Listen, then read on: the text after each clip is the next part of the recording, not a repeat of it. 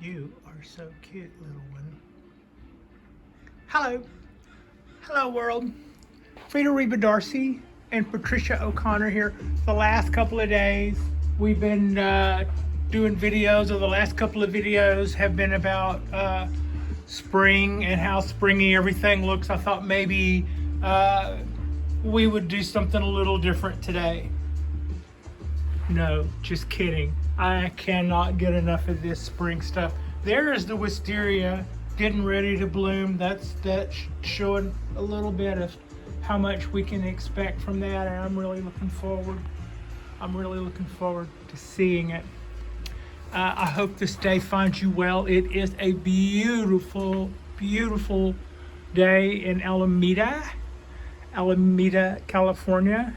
And I was just doing my watering earlier today and looking over at how much new growth we have on everything. And it is just very inspiring to me. I don't get bored by this at all. And I hope you don't either. You can just see the little places where we are to expect shoots all pronto. And look at that. Look how much of that. Just look at those buds, boys and girls. They're everywhere, I tell yous. Yeah, good to see. Really good to see. Also, afterthoughts on this. This is going to have this, meaning this. This is going to have a bigger influence on my watering than I was aware of. It's like even where are you? Right there. Even as slowing down my watering. Instead of watering by paranoia or intuition, now I'm watering based on actual input. And that is probably going to have a large effect on the rhythm, because I'm not going to use the word schedule, but on the rhythm that I water this tree on. Probably also likewise the Japanese black pine. And I was just thinking about that earlier today, and how much more maybe at peace I can be with the idea of being on the right track. I won't have to wait until something looks foul to know that I am or am not doing too much or too little.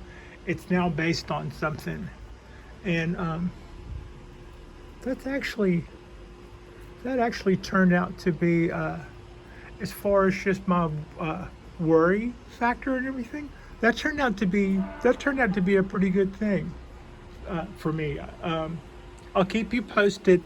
I'll keep you posted on this as I go. It might be that I've still got some more to learn about, a simple stick in a pot of soil. But every day that I look at that, there are days that I definitely would have watered it, where I checked it and it looked, in fact, so wet that I was in fact still days away. And that is surprising to me, and also a little reassuring that we're onto something. So, yeah, more showing off of all the little shoots and buds that are. I hope that goes into focus. But you can definitely see how prolific everything is getting on the cork bark oak. And I have been kind of laying this one is easy to tell whether or not it is where it stands on the water. One, it can do without water for a long time. It's really hardy in that way, in that it is a little drought resistant. But if you do water them, then they will reward you with more shoots, and to some extent also bigger leaves. But I'm not worried about the leaf size right now. I want things to make things and grow and make other things and just all about not really concerned about the leaf size yet. We'll worry about that later when we get all of our when we get our basic tree built the way we want to. But man, it sure is coming along. I think this spring and summer we should see a lot.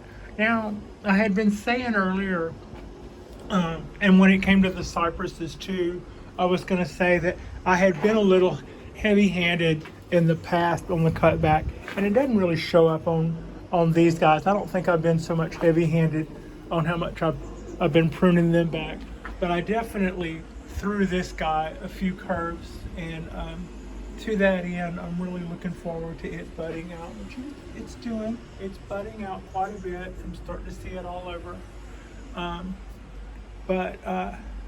So what I'm going to do in the future is just manage how much of that. I'm going to be more minded towards giving the energy back to the tree and letting it have some of its sprouts and shoots and stuff. Now, this may not be on the trunk, but it will be on the limbs. So as you can see, like right now, I've got my these main branches here are cut back to a reasonable length so that when they bifurcate or fork off, we'll be able to go 1 into 2, 2 into 4, 4 into 6, 6 into 8. And so that's how that's going to go. Now, these guys can also send shoots out all up and down the trunk profusely, and that can leave the trunks a little pepper marked. And I'm not totally, I'm going to allow more branches to come out on these guys to allow them to use the energy to feed the tree and to grow the mass and all of that good stuff. But I am going to be mindful of not letting these guys just decide to just pepper mark, because sometimes cypress trees will do that. I mean, like maybe several hundred little shoots in a couple of feet, and I think a year or two later, then you end up with something that just looks like it's speckled. So I'm not totally into letting it go into something like that, but the amount of branches that come out of these guys, we're going to let those do everything they're going to do all summer and season, and then we will do most of our pruning. So when it makes something, it gets to make and invest in it, and it gets to use the energy that it got after its investment back in the tree. You're not going to see the mad snipper come through and clean all of that out just about the time it made it. Look at this, the green is starting to break out in places on the main trunk here. I hope I'm showing you. All I see when I look at my phone here is glare looking back at me.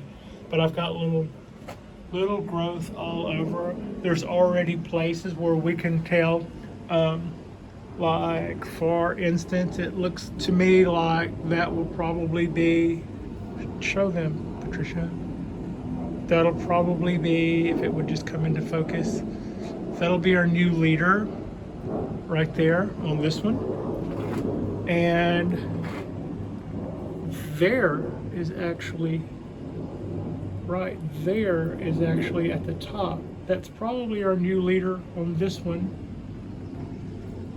That is as it looks. And the new leader on this side is actually, I think, starting to poke out. What are you showing, Patricia? The new leader on this one is starting to poke out right here. You might think it's this one, but I believe it might be just that knot that you can barely see coming out in the cut paste. It's starting to push the cut paste out. So, but it's budding out. It's budding out quite a bit all over the trunks. So, yeah, it's not even February 20th yet, but everything is starting to really, really look springy. And if we have a couple of winter days, that's okay.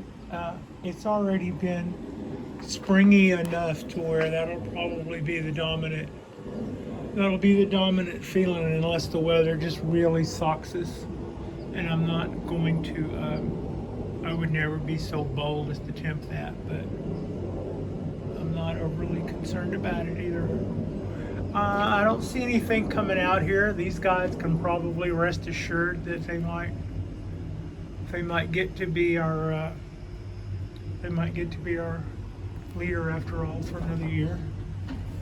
And all in all, I'm really happy with the way the trees are looking. I got to go in tomorrow for another day's work. Kind of am looking forward to it.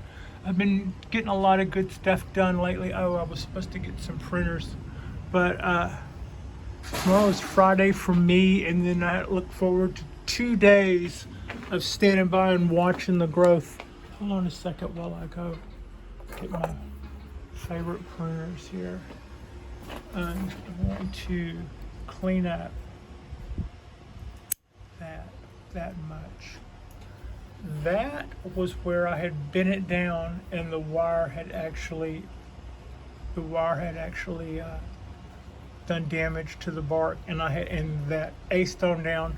But this is bigger than it looks. It comes from over there, and Ace is in kind of snakes in close to the trunk. But this is another one. I have to watch it, or it will just pepper mark itself with little shoots. So mainly what I intend to let it do energy-wise is let it put out all of the stuff that it wants to put out, whether it's in the right place or the wrong place. I'm going to let it invest its energy in that and then get the gain from it.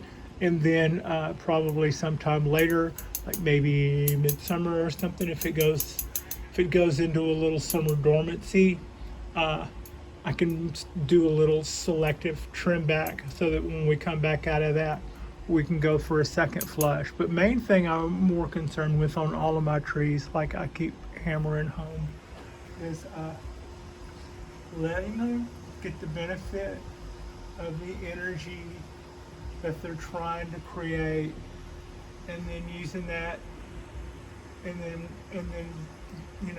reaping the rewards of that energy. You can see that's another knot. It just keeps coming back until it has made.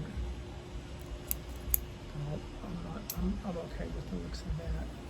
Maybe put a little paste over that.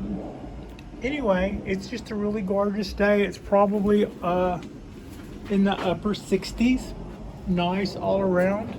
I can't go on enough about how happy I am with how much I see everything. It's like the trees are going, yeah, we're over winter. I didn't get enough winter to go, oh God, this is the worst thing ever. Sometimes I actually do that. I've never ever been that much of a winter person. I've always felt like I was having to deal with it, or I always had some little milestone or something that I would look forward to more than I did the present when it was winter. And I don't think that's a nice thing to do to yourself, but I couldn't help it. The heart wants what the heart wants. That's kind of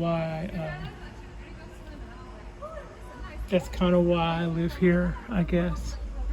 I have a lot of bonsai cohorts that I kind of keep in touch with or watch their shows that I'm subscribed to from Canada. And here recently, those guys have really been getting sucked with the cold weather. And man, you really got to be hardy to put up with all of that stuff, and to go out every day and shovel snow and to just have to add that into the equation. That's just I applaud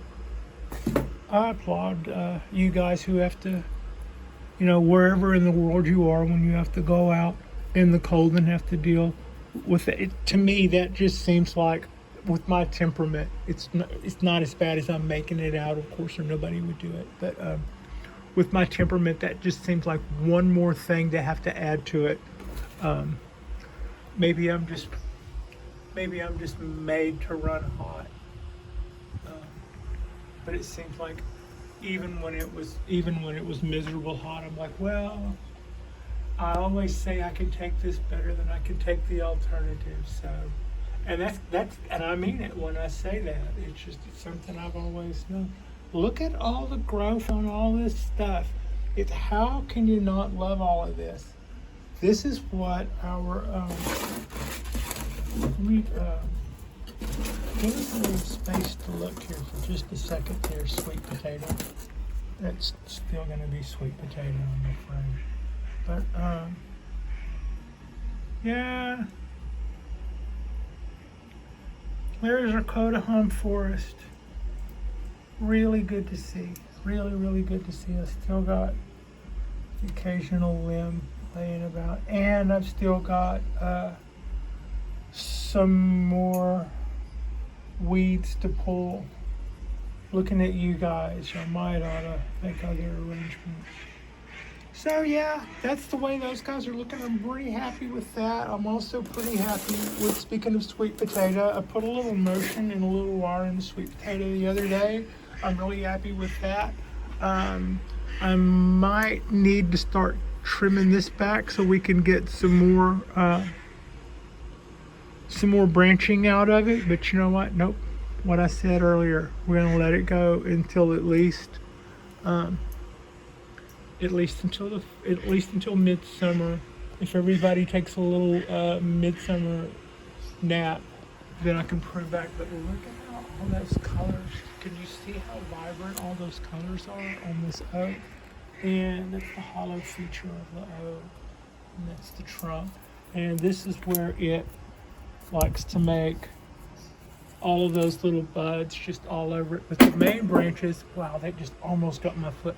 But those main branches are budding out a lot too, and I am going to let them. I'm going to come here and pick up my scissors. That would not have been good to drop those scissors directly on my foot. Also, I'm glad they landed sideways and not point down. But look at all the, yeah. Look at all the buds, y'all. It looks like it's budded out more just since I started this video. Not really, but yeah, it does. I see places on it that I didn't see 10 minutes ago when I was looking at the tree. But I am glad. I want to see more growth come out on this side. I'm really happy about that. I think I should allow more stuff to even out this side. And I know you don't want something poking your eye out, but I do believe there should be something happening in the front foreground wise. I haven't decided what, but I'm sure the trees will probably give us a few good choices this year. And I believe we have had a really good growth spurt on the cypresses. I think these tendons or whatever, this part of is looking just more thick and massive, and this red showing through, I think, is where it's like swelling and starting to show the red growth underneath. And some of the splits over here too in the bark. I think that's also probably indicative of the whole trunk kind of swelling out a little bit. These guys got a good, healthy watering first thing this morning, and when it comes to the cypress trees, I topped them off again probably about an hour ago because I refilled my large watering can, and then I used almost all of it again on them. They could take up quite a bit of water. As promised, I went through and raked off 99.9% of all of that stuff. This is what's left of it. You can kind of see it in there. Should probably go through with some tweezers and pick that out and not let it come back. I also had a patch of green moss here that was the kind of perfectly growing green moss that says too much water. Well, one, it's wisteria, so it probably wasn't too much water. And two, I think it was the pot was leaning to that side, so that would have been the place where it would have dried out last. But I took that clump and I broke it up and scattered it around the pot some. So if it wants to continue, it can. If it doesn't, we're okay with that. The trident maple, it's just got it. I don't see the shoots that I showed you yesterday doing a lot more. I'm just seeing more of them. And I love my ponderosas. These are my ponderosas. They twist around, and their bark does this little split around thing as they grow. They just kind of bust out all over. And the one thing when it came right down to it, they are such hardy, such tolerant trees. The one signal that they just kept driving home whenever I was watching Bonsai Mariah live was overwatering. Overwatering would definitely upset these guys. So I felt like whenever the soil got about here, I was looking at the lighter shade of the moss, and I could still see a little dark here, that I was probably about time to water. That is probably, that's kind of what I would be thinking. And then I pull up the old stick, and and it's wet. I know we started with this, but it's a little bit more of kind of the frame of mind versus the reality. And I know that's not coming into focus, but hopefully you can see the shift in color. Oh, come on. Focus, for Christ's sakes. Anyway, so yeah, I would definitely say that one little trick is probably going to be, and it does make sense that using some sort of data for something as critical as watering is better than just your kind of sticking your wet finger up in the air and trying to decide which way the wind's blowing, heat and water wise. So yeah, can't say enough about that, I guess.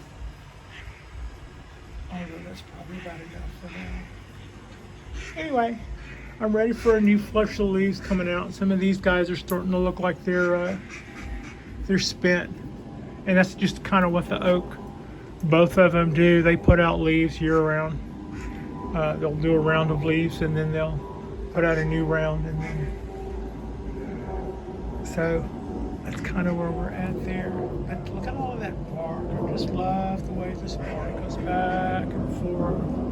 And that is actually, that's its, I believe that's its back. It tilts the other way. So if I rotated that around, we would see it, I think you can tell here, bowing ever so gently to us. So, yeah, cork bark, oak love, and ponderosa love. 17-year Japanese black pine from seed. I kind of got on my game a little better before I got this one. The cork bark black pine, I had a few sins to learn about first.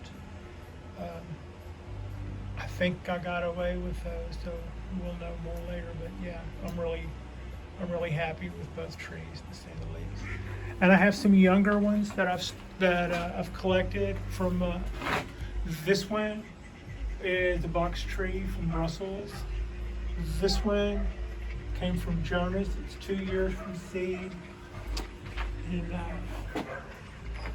that is, there's not oak. I've got it a little bit out of the direct sun. In fact, we can do better still. Let me bring you in before sundown.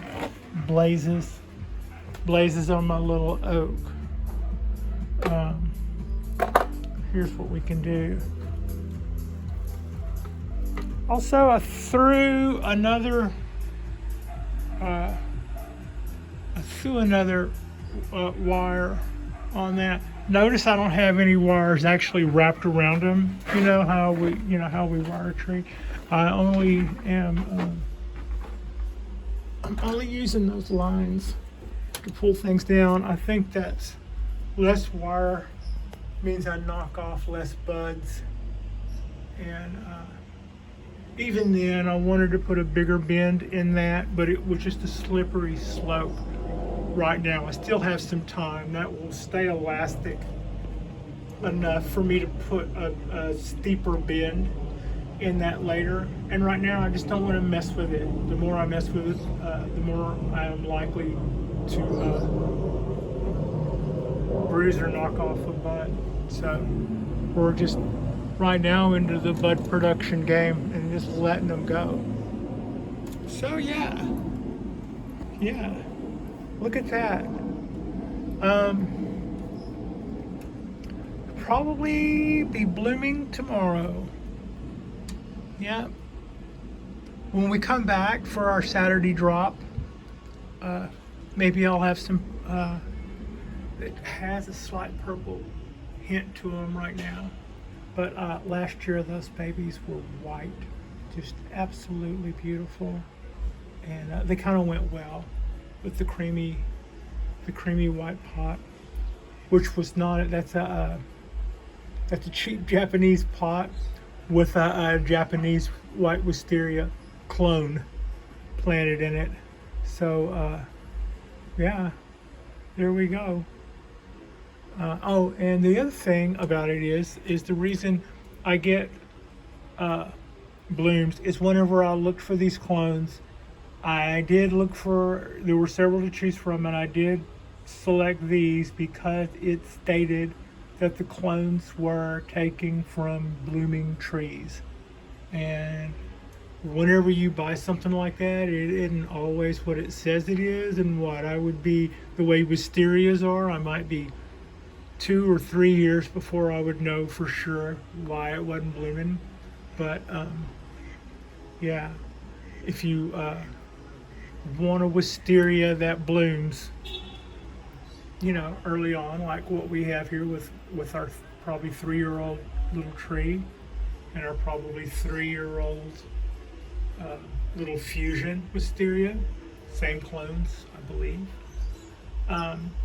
Then don't go by planting with seed. You would be years and years away from seeing anything if you plant a wisteria from seed. They're not hard to germinate. They can get started pretty easily, but a wisteria from seed might be, 15 years away from blooming. So that's a long time to have I just definitely think these guys reward the house with their fragrance and those beautiful blooms every year. The white and the purple and the pink, all of those colors that the wisterias come in are just, can just go with anything. It's wonderful to bring these trees in and set them on the table where you saw it just a minute ago when they're blooming. And while I wouldn't want them to hang out for very long like that, a day, an afternoon at the most probably, it certainly does make those times a little bit more special. I also think that for all of its obstacles, I used to be a homeowner several times over, and I had once inherited my family's house, and that came with acreage. So at those times I wasn't thinking bonsai, but boy, actually at those times I pretty much had my hands full. But that would have afforded me the most space and the biggest ways and means to do bonsai. But at the same time, I would have been, for all of that, a little bit more separated from my trees. As you're able to tell from my videos, my living space here is not enormous. It's rather small, and I've selected the little pieces of furniture in them. They all kind of come with the reason. They have to work for their for the space they occupy, because there's not a lot of space to it. And being this close to my trees means I'm not getting up and walking across the house and going through, I'm picturing an imaginary, country layout or something, going through the kitchen and then out the back steps into the backyard where I have all of my trees. You're still right there. You're still right there. But you're not quite as right there as if you look up from your couch and are looking at your bonsai trees. And when I do that, sometimes I see birds hanging out on my ponderosa, or sometimes I see birds actually sitting on my lights. And I think nothing says better of, those are 750 watt lights, and I see little birds just sitting on them like they're absolutely nothing, which means that they're probably not, they're not warm, they're LED lights. And there's nothing like just looking up sometimes, maybe a million miles away. Say I'm watching a program and I'm going, wow, that was cool. And then out of the blue, I just look up and see all of this. And it's not a lot, but it is a little bit all the time, in the best possible sense of the word. So to that extent, I guess I sort of do get indoor bonsai, I only think I have one indoor bonsai tree, or what a so-called bonsai tree, and that would be the bougainvillea. This bougainvillea is in a little crackledy pot, and really a lot of reward for just a little bit of work on this. And I really look forward to it. You can see all the roots coming out of the bottom on this guy. Now, having lifted it up to show you, I probably wrecked them. But it's all right. It's a little bougainvillea. It'll make more. And the roots, whenever you transplant one of these or repot one of these, the roots are like glass. I mean, I wouldn't even know that I necessarily, from what I've seen of these guys, I don't even know that I would need scissors. You could just pinch the roots right off as needed. Although I suppose cutting is still always better on vascular tissue than pinching. When you pinch, you're going to have a broader area of damage. Not that I don't pinch, because I definitely do. But yeah. So, thank you so much for your time. Frida and I are really enjoying our Thursday. She enjoys it when I'm at home. She just sleeps with this little dots and hounds, little dog smile on her face. And but then when I'm working, she just kind of hangs out here too. It isn't too far, but you know how dogs are. I worry that they think, we're never coming back. But that's why it's also good that my days aren't too long, and my drive isn't too long. I'm not too far away from my trees. I'm never away from either one, trees or Sidekick, for more than 8 hours, tops. That's including the drive time.